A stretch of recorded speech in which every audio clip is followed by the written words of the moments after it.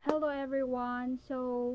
Today, let me introduce my name first. By the way, I'm Judeline Limas and my partner. Jomel Limas. And now we will report the cognitive development theory by Jean Piaget. So, Piaget developed a theory of cognitive development by observing his own children's behavior on a certain task during infancy and childhood. So, Piaget specified four major periods corresponding to different ages of the developing child. And also, He is known for proposing the theory that helps us understand how a human person development cognitive. so we have noticed that younger kids think differently when compared to older. And we have noticed that through childhood there are changes in the cognitive domain of individual. And as they grow older, there are changes in the way they think and the way that they understand the world. So before we talk about the specific stages of cognitive development, let's talk about some of the concepts proposed by Jean Piaget in his theory of cognitive development. So we have here the basic cognitive concept. We have the schema, assimilation, accommodation, and equilibrium. So schema. It is an individual way to understand creating meaning about a thing or experience. So kumbaga this is prior knowledge sa usa ka bata. So just like for example na siya prior knowledge nga ang dog is naay kanang upat ka paa, naay duwanggan og naay buntot. So that is schema. Next is kanang assimilation. The process of fitting a new experience into an existing or previously created cognitive structure or schema. So, just like for example, kanang gidala sa daddy ang iyang anak ngadto sa park. And then, ang iyang anak nakakita og kanang naay ang nakakita og animals nga kanang naay upat ka paa, naay duwanggan, then naa say buntot. And then ningutan na siya sa iyang daddy nga, "Daddy, is that a dog?" And then tubag ang iyang daddy nga, "Yes." Then na kita niya nga ang dog, ang kadto nga animals is ni kanang tahol.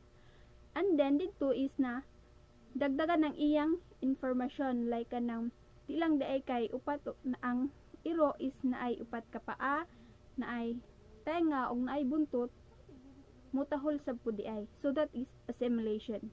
Fitting a new experience. Assimilation, assimilation. Adding a new information. So that is assimilation. And then, nilakaw na po si daddy og ang child. And then, nakakita na po ang bata og naay tenga, upat og paa, og naay buntot. Ana na po siya siyang daddy. "Daddy, daddy, tanawa ang aso o, ang cute." Kaso, ang sabi ng daddy ay hindi yan aso. Yan ay pusa. O dito nisulod ang equilibrium, which is proper balance. So, tinatama ang kaalaman ng bata. So, that is equilibrium.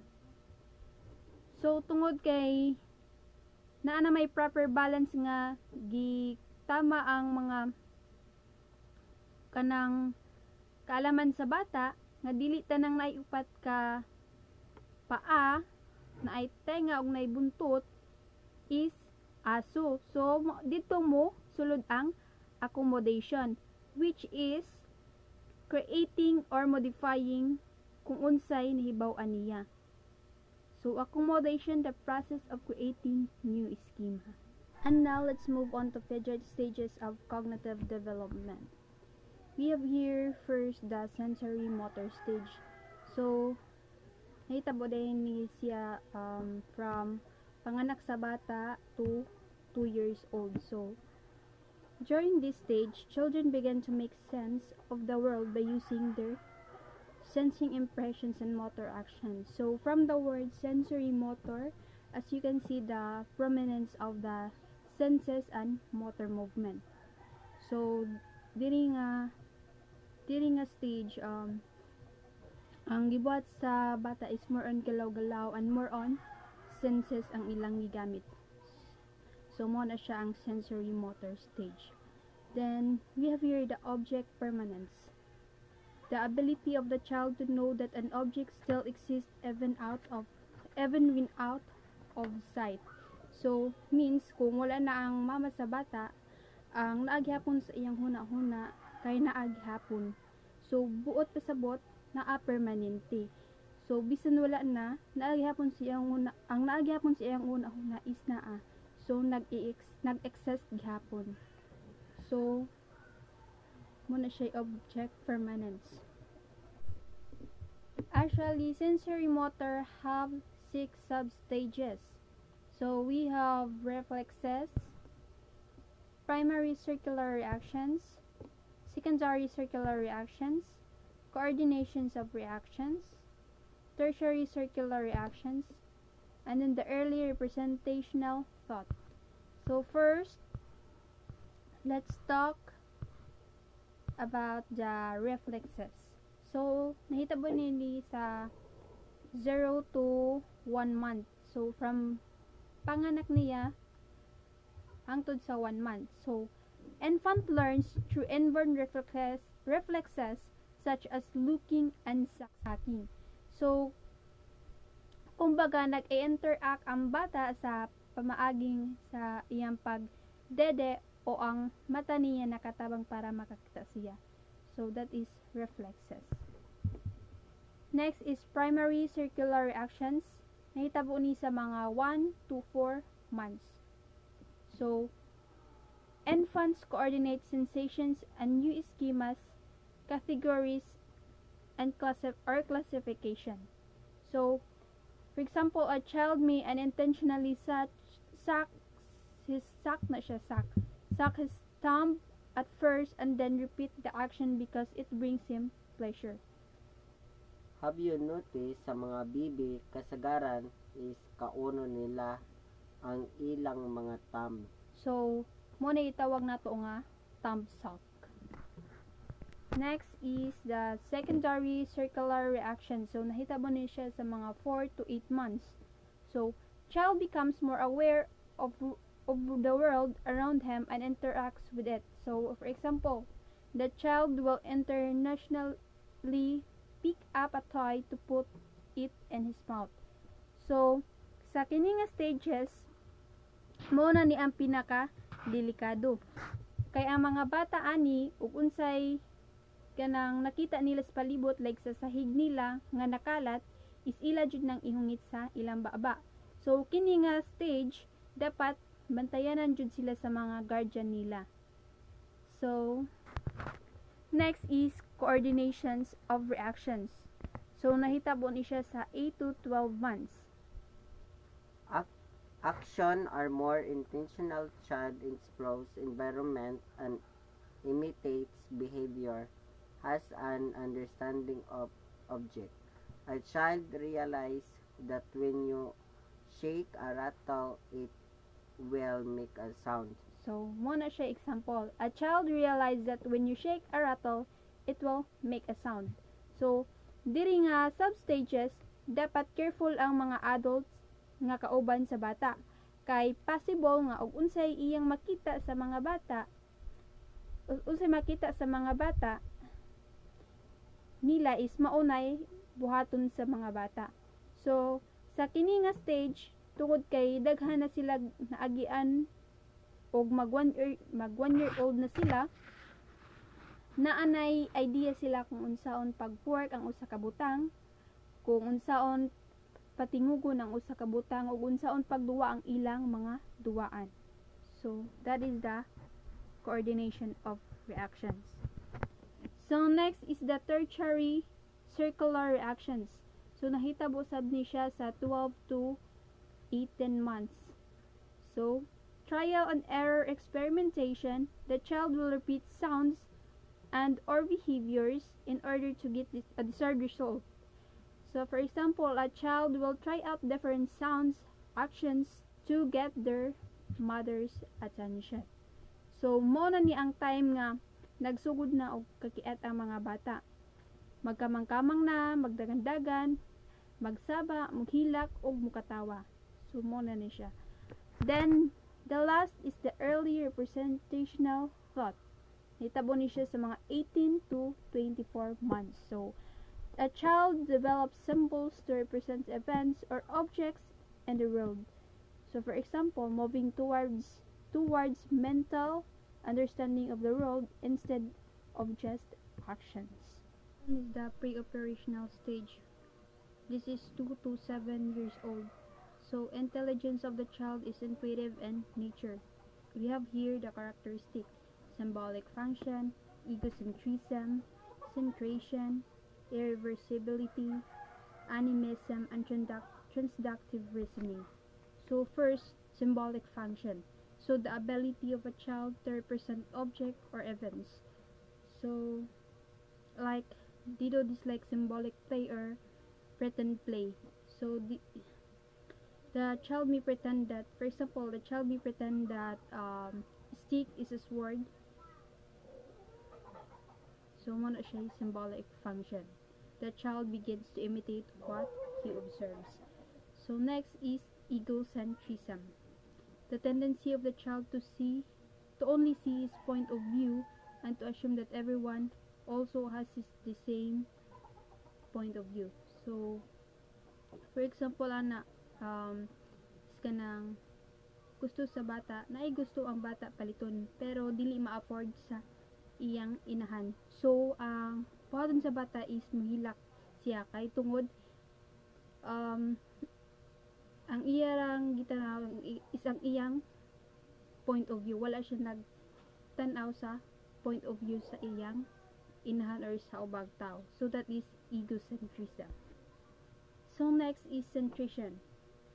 The child only focus on one aspect of a thing or event and exclude other aspects.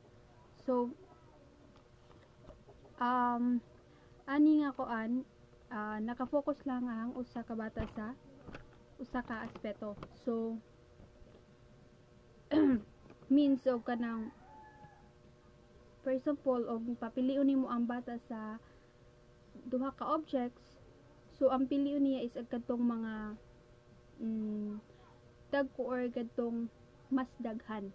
So for example, ingani is kanang 2 glass of water. 2 glass of water. So ang usa wider pero shorter. Then ang usa is taller pero slimmer. So but these 2 glasses have the same amount of water. So the child may choose the taller glass even it is slimmer, because he or she think nga daghan og sulod ang taller kay nag-focus raman siya sa usa ka object, which is ang height sa glass. So that is centration. So next is irreversibility, an ability to reverse their thinking. So example is kanang kadtong 2 glasses. So imong i-transfer ang katong tubig sa wider glass kadto sa taller nga glass. So gipakita na nimo sa bata nga imong gi-transfer. Pero still huna gyapon sa bata is daghan gyapon ang amount. So kaybo ang nga bata nga gi-transfer nimo ang tubig sa usa ka baso pero wala niya huna-huna ang parihara og sulod or kadaghanon ang duha ka baso. So means dili niya ma-reverse. So imo tong ibalik ang tubig ngadto sa wider glass. So ang naana po sa una to sa bata is nigamay ang amount sa tubig. So that is irreversibility. So next is animism. Animism, the tendency of children to attribute human-like traits and characteristics inanimate object. So children believes that object is murag usa ka tawo. For example, Barbie is happy. Barbie is smiling and waving at me. So, kini nga kuan characteristic children believe that objects have intentions and human-like emotions. So, mo na siya animism. So, third is the concrete operational stage. Naani siya sa 7 to 11 years old. Hitabo ni siya sa mga 7 to 11 years old. So, the ability of a child to think logically but only in terms of concrete objects. So, in this stage, children develop and master abstract thought and became less egocentric. So, children already understand the events, do not always relate to them, and others have different point of view. So, according to Piaget, children starting mastering his or her abstract thought and become less egocentric. So, now let's discuss kung saan pagmaster sa bata ang iyang abstract thought o nganong na less egocentric. So, in this stage, children understand that if she wants that thing, it doesn't mean nga gusto pod sa uban. Tungod kay balo na siya nga kita na atay lain-lain nga mga perspective o mga point of view. So we have here the characteristic. We have the centering, reversibility, conservation, and seriation. So first, the centering. The ability of the child to perceive the different features of object and situation. So, ability of the child to see multiple aspects of an things or an object, and the child not focus only one aspect. So, muna siya decentration. So, for example, katong glass of water. So, child realized that the glass is the taller but slimmer, and the one is shorter but wider. So, that is decentering. So, next is reversibility. The child can follow that certain operation can be done in reverse. So, means, kung sa professional stage, dili pa kaya ang bata i-reverse. Here, on concrete operational stage, 7 to 11 years old, is kaya niyang pagbaliktaron ang mga operasyon.